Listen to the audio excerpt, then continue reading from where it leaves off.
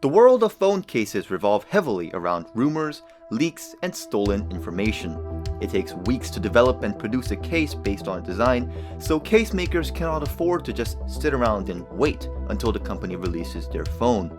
They need the design earlier so they could spend the time they need to make the cases and have them ready before the phone gets released. Since leaks and stolen information can only be so reliable, you can imagine what would happen if someone leaked the wrong information. Today we're going to take a look at the iPhone 5's leaked design fiasco of 2011, how it screwed up the case-making market, and what might have caused it to happen in the first place. In early March 2011, when people weren't sure about how the new iPhone 5 would look, or even if it existed yet, hint hint, it didn't, case renders were released showing the next iPhone with a square-edged design, similar to what it actually turned out to be. In fact, one render, shown a whole 208 days before the announcement of the iPhone 4S, almost nailed the final design, although they still thought it was the iPhone 5 at the time. Even the name was accurately predicted by late April, correctly guessing that the next iPhone would be the 4S, not the iPhone 5. Everything seemed to be going smoothly until April 22nd, 2011. A journalist site called This Is My Next released a render of what they thought the iPhone 5 would look like, along with information from their sources, claiming that the iPhone 5's design would, quote, radically change, look more like the iPod Touch than the iPhone 4, and may have a teardrop shape that goes from thick to thin. Of course, they paid careful attention to note that it was all just speculation, using terms like the new design's in testing and may have a teardrop shape. Nonetheless, their claims and render was absolutely eaten up by the Apple fanbase, appearing in sites like The Verge, 9to5Mac, and Cult of Mac as well. Some alternate renders were also made, further popularizing the design, now dubbed teardrop design, and even getting confused for actual leaked promotional material. And it actually does look quite convincing even now. Some people thought it looked amazing. Some people thought it looked hideous. And some people thought that there was no way that Apple was going to make a phone that looked like that. But despite this radical new leak, things seemed to simmer down after that, with only the occasional crazy render coming out showing the iPhone 5 with the thickness of a pancake, and speculation about the name of the new device until July 29th, 2011. All of a sudden, things turned absolutely bonkers. Suddenly, images of cases showing a new, rounded, tapered-off design on the iPhone 5 started pouring down from China. At first, just a few blurry images of a low-quality rubbery case, then a more solid one, then in different colors. Then every website seemed to be showing a new variation of the case from multiple companies claiming multiple sources. Some very convincing renders came out, and reports of the case being sold everywhere in China made it seem as if, yes, this was indeed how the new iPhone 5 was going to look. By September 2011, it seemed undeniable. Every case designer, it seemed, was making cases showing a rounded off, very thin design on the iPhone 5.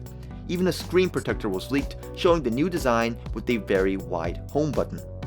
Case makers were desperate not to fall behind on the trend, which could potentially cost them to lose millions of dollars worth of business. Hard Candy, an American phone case company, purchased $50,000 worth of steel moldings based on the leaked design after receiving identical information of it from 3 different sources. Supposedly, they even produced 50,000 cases with the same design. Even Casemate, a famous American phone case company, showed off their new case designs showing the rounded edge, and although they quickly took down the image, they still left a bit of text suggesting that they had the rounded design all ready to go.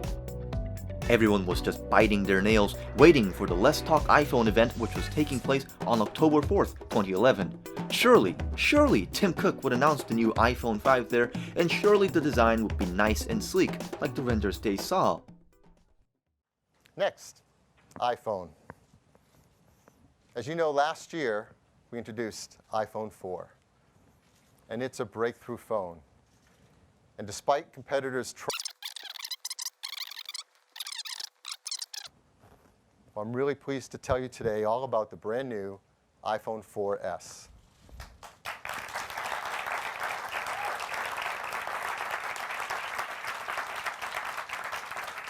Of course it starts with the Retina display. Of course it's glass in the front and back and has that incredible stainless steel band around it, making it the thinnest smartphone. But case makers were still hopeful. Surely the next iPhone released would be the iPhone 5 with the radical design change that everyone had expected. Today, we're going to introduce iPhone 5.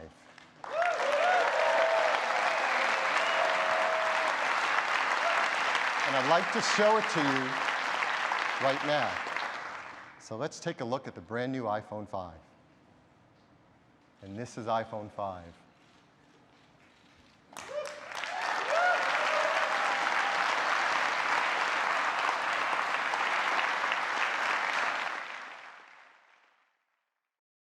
And just like that, the community shut up about the whole issue, pretending that they were never excited for such a device.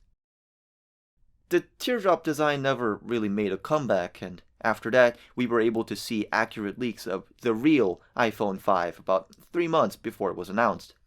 So, what happened to the people involved? Well, Tim Hickman, founder of Hard Candy Cases, seems to have gotten past his $50,000 mistake. After making more cases for a few years, including for the actual iPhone 5, he made a new company, Gumdrop Cases, and seems to be doing pretty well until now.